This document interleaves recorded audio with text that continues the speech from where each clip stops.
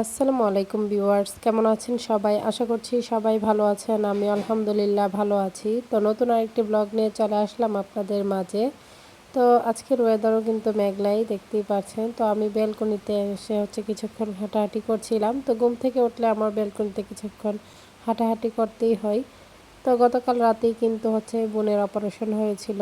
তো আল্লাহর রহমতে সব কিছু ঠিকঠাকভাবেই হয়েছে, সুস্থভাবেই। তো এখন আলহামদুলিল্লাহ ভালোই আছে। তো আগামীকাল হয়তো বাসায় ফিরে আসবে। তো আমার মেয়ে হসপিটালে যে গিয়েছিল, গিয়ে কান্নাকাটি শুরু করে দিয়েছে বাসায় আসার জন্য। তো এখন সকালবেলা তার মামা গিয়েছে, সাথে তার বাবা যেহেতু যাবে মানে হসপিটালে আমার বোনকে দেখতে, মানে আপনাদের ভাইয়া যাবে, তো মেয়েকেও নিয়ে আসবে আর কি। তো এত কান্নাকাটি শুরু করে দিয়েছে ও, মানে ওইখানে গিয়ে আর ওর কিছুই ভালো লাগছে না, কোনো কিছুই খাচ্ছে না। তো সব কিছুর দিক দিয়ে ওর সমস্যা।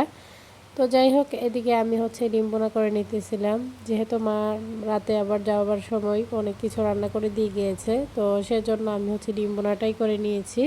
তো মেয়ে ডিম বোনাটা খেতে পছন্দ করে, সেজন্যই। তো এখানে আপনাদের ভাইয়াও এর মধ্যে চলে এসেছে।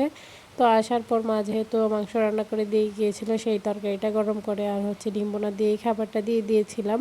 তো এখানে আবার মেয়ের জন্য এই তো চিপস নিয়ে এসেছে, আর ছেলের জন্য ব্রেড নিয়ে এসেছে। তো আপনাদের ভাইয়া খাওয়া দাওয়া করার পর কিছুক্ষণ বিশ্রাম নিয়ে কিন্তু আবার বেরিয়ে পড়েছে, যেহেতু আবার বাসায় ফিরবে। তো আবার দোকানও আছে, থাকা তো আর সম্ভব নয়। তো ভিডিও দেখতে দেখতে যারা এই পর্যায়ে চলে এসেছেন, শুরুতে লাইক দিতে ভুলে গিয়েছেন, তারা অবশ্যই একটি লাইক দিয়ে ভিডিওটি কন্টিনিউ করবেন। আপনাদের একটি লাইক আমার ভিডিওটি অনেকজনের মাঝে পৌঁছে দিতে সাহায্য করবে। তো এদিকে মেয়ে তো তার বাবাকেও ছাড়ছিল না, সে বলছিল আবারও সে হসপিটালে যাবে, কিন্তু ওইখানে যাওয়ার পর কান্নাকাটি শুরু করে দেয়। তো পরে ওর বাবা অনেকটা বুঝিয়ে চলে গিয়েছে। তো যাবার পথে মেয়ের হাতে কিছু টাকা দিয়ে গিয়েছিল, সেটাই সে এখানে বসছে ব্যাংকের মধ্যে রাখবে। তো সে কিন্তু সবসময় ব্যাংকে যখনই টাকা রাখবে বিসমিল্লাহ বলে তারপরে টাকাটা রাখে, এটা দেখে আমার খুবই ভালো লাগে। মাশাআল্লাহ, সে ছোট মানুষ, তারপরও মানে এই যে বিসমিল্লাহটা পড়ে, সেটা আমার শুনতে খুবই ভালো লাগে। তো বাহিরে বৃষ্টি হচ্ছিল, তো সেজন্য হয়তো বা বৃষ্টির কিছু নয়েজ চলে আসতে পারে। তো এদিকে সে তো খুব সুন্দরভাবে টাকাগুলোকে একদম মানে মুড়িয়ে নিতেছিল, তারপর ব্যাংকের মধ্যে রেখে দিবে। তো আমি বলতেছিলাম যে আমাকে দাও, আমি সুন্দরভাবে তোমাকে মুড়ে দেই, কিন্তু না, সে নিজেই করবে। আর বাচ্চারা এমনিতেও দেখবেন মানে ছোট ছোট কাজগুলো তারা নিজেরাই করতে পছন্দ করে, আর তাদের কাছে খুবই ভালো লাগে। তো সবার কাছে ছোট্ট একটি রিকোয়েস্ট, কেউ স্কিপ করবেন না, পুরো ভিডিওটি দেখে নেবেন। ভিডিওর কোনো অংশ দেখে যদি আপনাদের একটু ভালো লেগে থাকে, লাইক কমেন্ট শেয়ার করে দিবেন। আমার ছোট্ট চ্যানেলটিকে সাবস্ক্রাইব করে বেল আইকনটি বাজিয়ে দিবেন। যারা নতুন ভিউয়ার্সরা জয়েন হয়েছেন, তাদের কাছে যদি আমার ভিডিওর কোনো অংশ দেখে একটু ভালো লেগে থাকে, সাবস্ক্রাইব করে পাশে থাকবেন। তো আপনাদের সাপোর্টেই কিন্তু এগিয়ে যাওয়া সম্ভব, আর নয়তো কোনোভাবেই সম্ভব নয়। তো বিকেলবেলা মেয়ে তার নানা ভাইয়ের সাথে আবার রেডি হয়ে যাচ্ছিল বাহিরে। তো বিকেল হলে বাবা সবসময় তার নাতিনকে নিয়ে একটু বাহিরে যাবে, বাজারে একটু ঘোরাফেরা করবে এবং সেখান থেকে পছন্দ মতো কিছু নিয়ে আসবে। তো বাবা সেটা সবসময় করে। তো আজও আমাকে ফোন দিয়ে বলতেছিল যে মোগলাই খাবো কিনা। তো আমি বলে দিয়েছিলাম যে হ্যাঁ নিয়ে আসেন। পরে বাবা এখানে অনেকগুলো মোগলাই নিয়ে এসেছিল। তো এখানে ছোট ভাইকেও যেহেতু টিচার আসছে পড়াতে, তো সেজন্য আমি আবার মোগলাইটাকে বের করে আর কি প্রথম টিচারকে নাস্তা দিই। তো পরে আমরা মা মেয়ে বসেছিলাম খেতে। তো মোগলাইটার সাথে চাটনি দিয়েছিল, আর মোগলাইটা যেহেতু গরম গরম ছিল, তাই খেতে ভীষণ ভালো লেগেছে। তো খুব মজা করেই খেয়েছিলাম। তো আমি চাটনিটা দিয়েও টেস্ট করেছি, তাছাড়া সস দিয়েও খেয়েছি।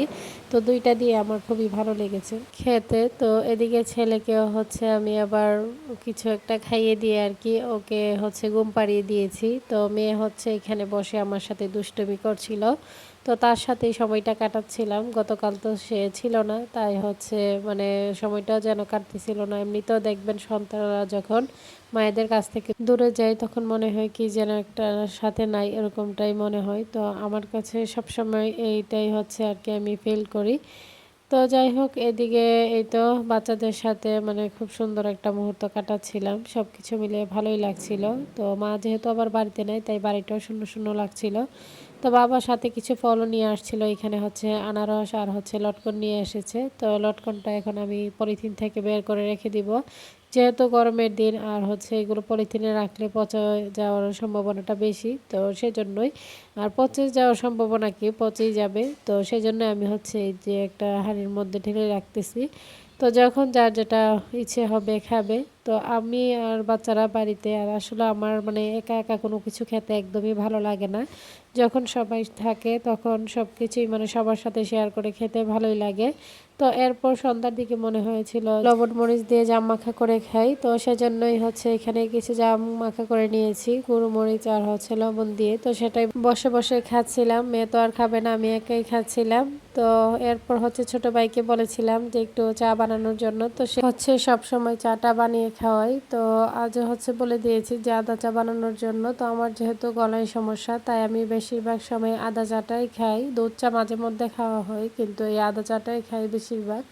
তো যাই হোক, তো ও হচ্ছে বানিয়ে নিয়ে এসেছে।